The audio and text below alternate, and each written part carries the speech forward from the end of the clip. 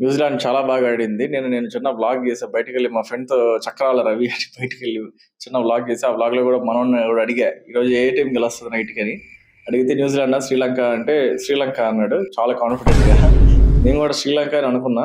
శ్రీలంక అని గెస్ చేశా. ఎందుకంటే లాస్ట్ మ్యాచ్ ఇంగ్లాండ్‌తో ఓడిపోయారు కాబట్టి. సో, ఈ మ్యాచ్ గెలుస్తారు. మాక్సిమం గెలవచ్చు.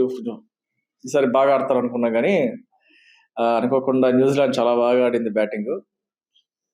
కిర్రాక్గా ఆడారు. ఫస్ట్ వికెట్స్ పడిపోయినా కూడా వెంటనే అంటే స్పిన్ స్పిన్నర్స్ ఎక్కువ ఫేవర్ చేస్తుంది కాబట్టి వికెట్స్ అన్ని త్వరగా పడిపోయినా కూడా లాస్ట్ శాంటనర్ తర్వాత మెకాంచి అనుకుంటా. అతనికి కొత్తగా వచ్చాడు నాకు తెలిసి.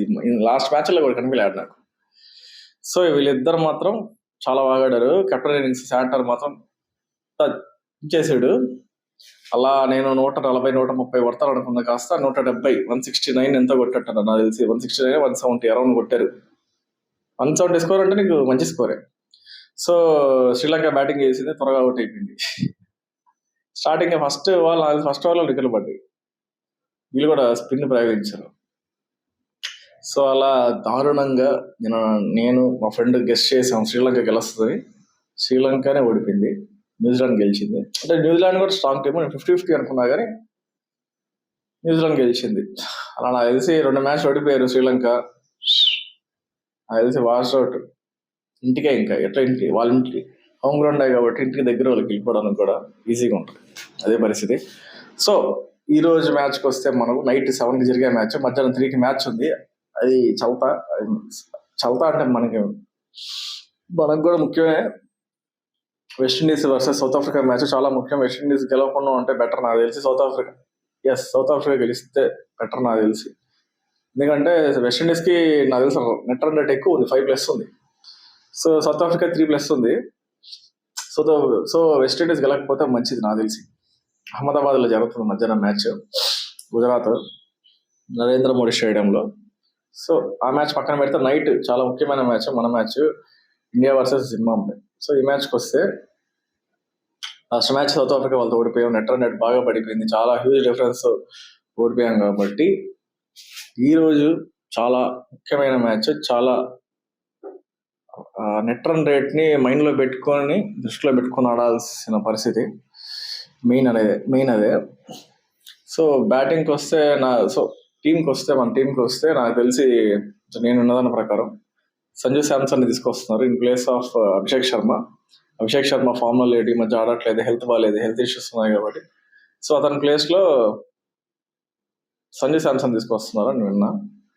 నెక్స్ట్ ఇషాన్ కిషన్, తిలక్ వర్మ, సూర్యకుమార్ యాదవ్, హార్దిక్ పాండ్యా, అక్షర్ పటేల్ ప్లేస్ లో already Washington Sundar last match లో తీసుకొచ్చారు. 2 వికెట్లు తీసాడా లాస్ట్ మ్యాచ్ తీయలేదు. బ్యాటింగ్ కూడా ఆడలేదు మనోడిని.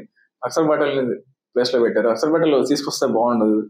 నెక్స్ట్ బౌలర్స్కి వస్తే బుమ్రా, హర్షదీప్ సింగ్, వరుణ్ చక్రవర్తి స్పిన్నర్, కుల్దీప్ యాదవ్ కూడా తీసుకొస్తే బెటర్ నాకు తెలిసి. ఎందుకంటే మంచి ప్లేయర్స్ వీళ్ళు, అక్షర్ పటేల్, కుల్దీప్ యాదవ్ వీళ్ళిద్దరు తీసుకొస్తే బాగుంటుంది. కానీ వీళ్ళిద్దరినే పక్కన పెట్టారు. అదే మెయిన్ మ్యాచెస్ అంతా పక్కన పెట్టేస్తారు నేను ఆడేవాళ్ళని. సో అదే పరిస్థితి. సో నా గెస్ ప్రకారం ఈరోజు మ్యాచ్ జరిగేది మన చెన్నై చిదంబరం స్టేడియం కాబట్టి బ్యాటింగ్ పిచ్. సో నా గెస్ ఈరోజు ఇషాన్ కిషన్ ఫైర్ అవ్వచ్చు, సంజు శాంసన్ ఇంకా ప్లస్ అవ్వచ్చు, బాగా ఆడతాడు. నెక్స్ట్ ఇంకెవరున్నారు, సూర్యకుమార్ యాదవ్, తిలక్ వర్మ కొంచెం ఈరోజు బ్యాటింగ్ చూపిస్తారని నేను అనుకుంటున్నా. గెస్ చెయ్యాలి మరి, అంటే మన గెస్ అది. సో వీళ్ళు బ్యాటింగ్ బాగా ఆడాలని కోరుకుందాం. ఇషాన్ కిషన్, సూర్యకుమార్ యాదవ్ వీళ్ళిద్దరూ ఫైర్ అయితే చేయాలి ఈరోజు. స్కోర్ హ్యూజ్ వెళ్తుంది. లేదంటే ఫస్ట్ బ్యాటింగ్ వీళ్ళు తీసుకుంటే త్వరగా వికెట్స్ తీసేసి జింబాబ్వే వాళ్ళు, నెక్స్ట్ మన వాళ్ళు త్వరగా మ్యాచ్ని క్లోజ్ చేస్తే అలా నెట్ రన్ రేట్ అనేది మనకు కొంచెం ఇంప్రూవ్ అవ్వచ్చు. సో అదే పరిస్థితి. బ్యాటింగ్కి బౌలింగ్కి వస్తాం మన సైడ్. నెక్స్ట్ జింబాబ్వేకి వస్తే ఎవరున్నారు batting, Marumani, Bennett, Brad Vance,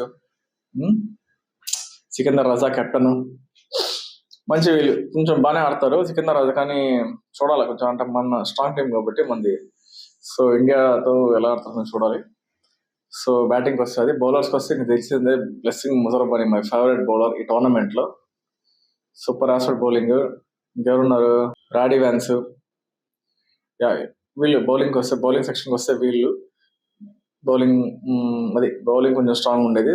so ఈ టీంకి వస్తే వీళ్ళు, మన టీంకి వస్తే మన వాళ్ళు. సో నా గెస్ ఈరోజు మందే one side match, one side అవుతుందని ఎక్స్పెక్ట్ చేస్తున్నా, గెస్ కొడుతున్నా.